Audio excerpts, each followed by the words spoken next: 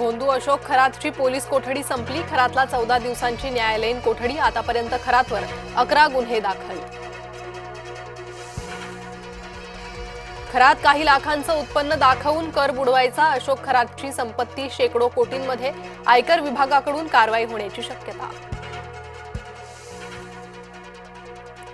माजी खासदार हेमंत गोडसेंची चौकशी करा। अंधश्रद्धा निर्मूलन समितीनं एसआयटीकडे केली मागणी।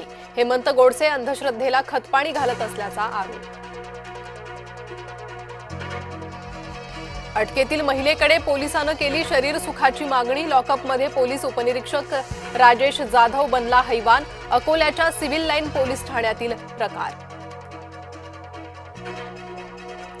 महायुतीचे मंत्री मंत्रालयातील कार्यालय वापरत नसल्यानं वरिष्ठ नेते नाराज। मंत्रिमंडळाची बैठक वगळता इतर वेळेस मंत्री मंत्रालयात फिरकतही नाहीत।